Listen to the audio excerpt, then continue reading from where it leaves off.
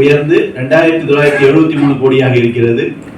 Net NBA முந்தைய வருடத்தோடு ஒப்பிடும்போது 21 புள்ளிகள் குறைந்து 0.18% இருக்கிறது.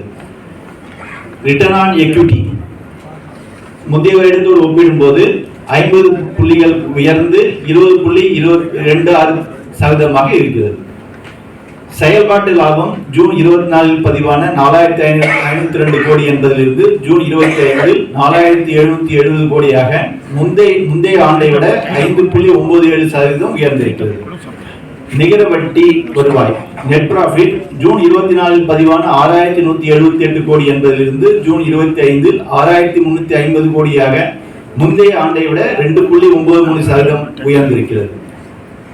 சொத்துக்கள் மீதான லாபமீட்டல் நிலை ரிட்டர்ன் ஆன் அசெட்ஸ் ஜூன் 24 இருந்து 1.20 என்பதிலிருந்து ஜூன் 25 14 புள்ளிகள் உயர்ந்து 1.34% வளர்ச்சி கண்டிருக்கிறது. ஜூன் 24 பதிவான 5,39,123 கோடி என்பதிலிருந்து ஜூன் 25 11% வளர்ச்சி பெற்று 6,1147 கோடியாக அதிகரித்திருக்கிறது.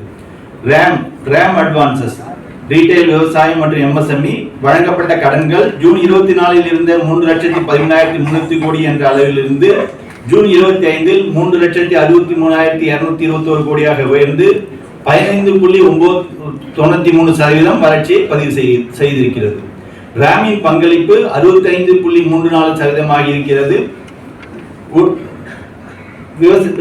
பிரையாரிட்டி செக்டார் அதாவது முன்னுரிமை துறைக்கான கடன்கள் 40% ஒழுங்குமுறை தேவைப்பாடாக இருக்கும் விதத்தில் 43.73% ஆக இருக்கின்றது. மொத்த டெபாசிட்டுகள் ஜூன் 24 இருந்த 6,81,183 கோடி என்பதிலிருந்து முந்தைய ஆண்டை விட 9.26% வளர்ச்சி கண்டு ஜூன் 25 7,44,289 கோடி என்ற அளவை எட்டியிருக்கிறது. 30 ஜூன் 2025 அன்று காசா விகிதம் 38.97% என பதிவாகியிருக்கிறது.